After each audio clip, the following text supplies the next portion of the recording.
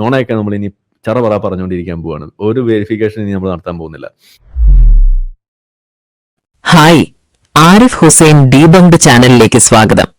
ഇവിടെ ഒരു ഇസ്ലാമിക സംഘടന നടത്തിയ ലഹരി വിരുദ്ധ ക്യാമ്പയിനുമായി ബന്ധപ്പെട്ടുണ്ടായ ഒരു പ്രാദേശിക പ്രശ്നത്തെ മുൻനിർത്തി ഇസ്ലാമിനെതിരെ അങ്ങേയറ്റം നികൃഷ്ടമായ ഭാഷയിൽ ആക്രമണം അഴിച്ചുവിടുകയാണ് ഇയാൾ ചെയ്യുന്നത്.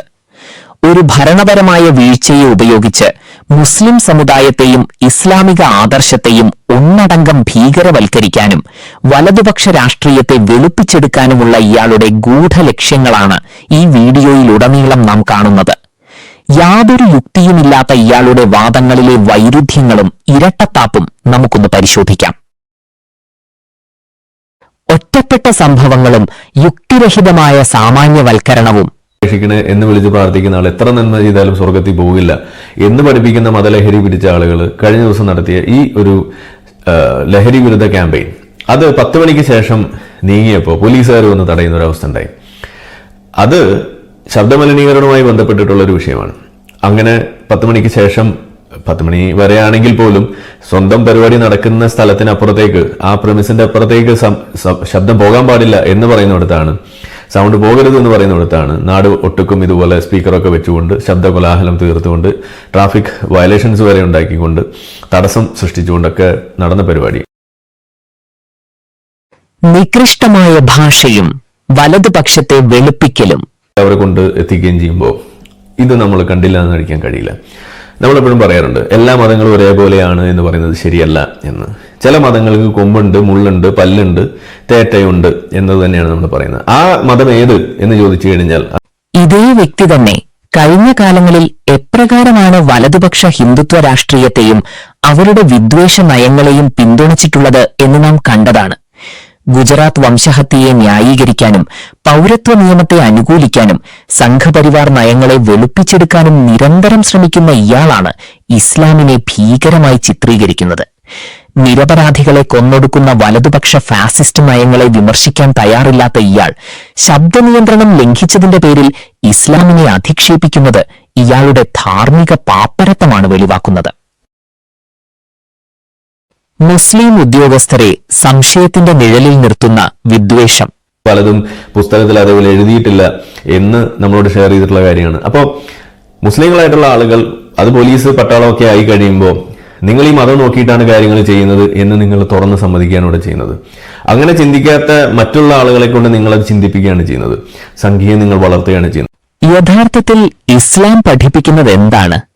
ഒരാൾ ഒരു ജോലി ഏറ്റെടുത്താൽ അത് സത്യസന്ധമായി നിർവഹിക്കണമെന്നാണ് ഇസ്ലാം അനുശാസിക്കുന്നത്.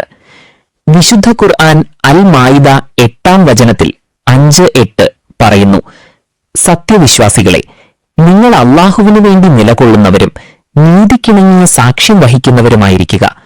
ഒരു ജനതയോടുള്ള ശത്രുത നീതി പാലിക്കാതിരിക്കാൻ നിങ്ങൾക്കൊരിക്കലും പ്രേരകമാകരുത്.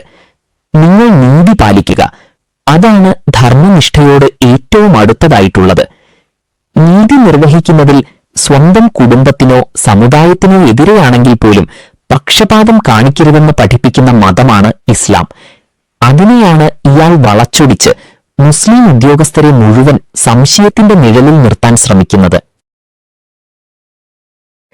DJ പാർട്ടികളും സ്വതന്ത്രമായ സ്ത്രീ പുരുഷ ഇടകലരലും സാധ്യതയുള്ള ഇതുപോലുള്ള വിഷയങ്ങൾ കൂട്ടുപിടിച്ചുകൊണ്ട് നിങ്ങളുടെ രാഷ്ട്രീയം ഇറക്കാൻ വേണ്ടിയിട്ട് നിങ്ങൾ പറയുമ്പോൾ, ഇവിടെ ഈ DJ പാർട്ടിയുടെ കാര്യം പറയുമ്പോൾ തന്നെ നിങ്ങൾ അവിടെ പറഞ്ഞു, ആണും പെണ്ണും കൂടി ആടി ഒലയുന്ന ഒരു ഇതുപോലുള്ള പാർട്ടികൾ അത് നടത്താൻ കുഴപ്പമില്ല എന്ന് പറയുമ്പോൾ ഞാൻ നിങ്ങളോട് ചോദിക്കുകയാണ്, ആണും പെണ്ണും കൂടി ഒരു സന്തോഷത്തോടു കൂടി ഒരു പാട്ട് കേട്ട് ആസ്വദിക്കുന്ന ഒരു വിഷയം ഇവിടെ ഉണ്ടെങ്കിൽ, അതിന് ഇവിടെ ശബ്ദം പുറത്തേക്ക് വരാത്ത രീതിയിലൂടെ സാധിക്കുമെന്നുണ്ടെങ്കിൽ, അതിന് വേണ്ട സൗകര്യം ഇവിടെ ഉണ്ടെങ്കിൽ, ഓഡിറ്റോറിയത്തിൽ അത് ചെയ്യാമെങ്കിൽ അതിന് നിങ്ങൾക്ക് എന്താ കുഴപ്പമെന്നാണ് എനിക്ക് ചോദിക്കുന്നത്. അത് അധാർമികതയാണെന്ന് പറയാൻ നിങ്ങളെ ആരാണ് പഠിപ്പിച്ചത്? നിങ്ങളെ ആരാണ്?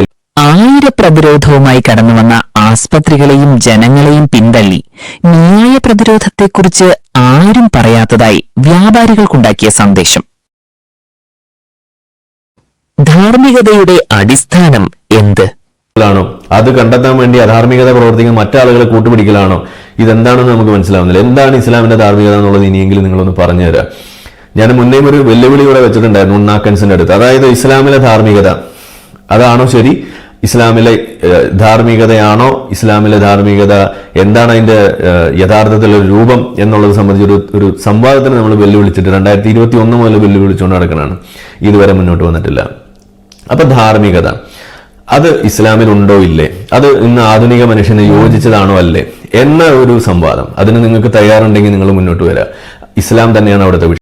ഇസ്ലാമിക ധാർമ്മികതയെ സംവാദത്തിന് വെല്ലുവിളിക്കുന്ന ഇയാളുടെ യഥാർത്ഥ ധാർമ്മിക അടിസ്ഥാനം എന്താണെന്ന് നാം മനസ്സിലാക്കേണ്ടതുണ്ട്.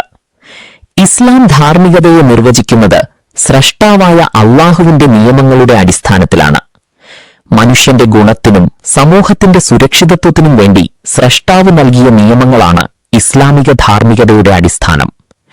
വിശുദ്ധ ഖുർആൻ അൽ ബഖറ 2-ാം വചനത്തിൽ 2/2 അള്ളാഹു പറയുന്നു, ഇതാണ് ഗ്രന്ഥം, ഇതിൽ യാതൊരു സംശയവുമില്ല, സൂക്ഷ്മത പാലിക്കുന്നവർക്ക് നേർവഴി കാണിക്കുന്നതത്രേ ഇത്. അതുകൊണ്ട് തന്നെ ഇസ്ലാമിക ധാർമ്മികത കാലാതീതവും മാറ്റമില്ലാത്തതുമാണ്. എന്നാൽ ഒരു നാസ്തികനോ സ്വതന്ത്ര ചിന്തകനോ ആയ ഇയാളുടെ ധാർമ്മികതയുടെ അടിസ്ഥാനം എന്താണ്? യാതൊരു അടിസ്ഥാനവുമില്ല. ദൈവമില്ലാത്ത ഒരു ലോകത്ത് ധാർമ്മികത എന്നത് കേവലം മനുഷ്യന്റെ വ്യക്തിപരമായ താൽപര്യങ്ങളോ അല്ലെങ്കിൽ സമൂഹത്തിലെ ഭൂരിപക്ഷാഭിപ്രായമോ മാത്രമാണ്.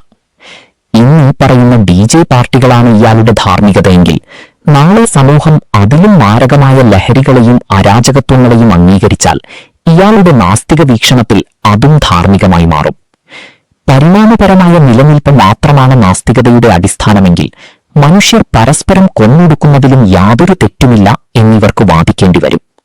സ്വന്തം ലോകവീക്ഷണത്തിൽ ധാർമ്മികതയ്ക്ക് യാതൊരു അടിസ്ഥാനവുമില്ലാത്ത ഇയാളാണ് തികച്ചും യുക്തിഭദ്രമായ ഇസ്ലാമിക ധാർമ്മികതയെ ചോദ്യം ചെയ്യുന്നത് എന്നത് അങ്ങേയറ്റം പരിഹാസ്യമാണ്.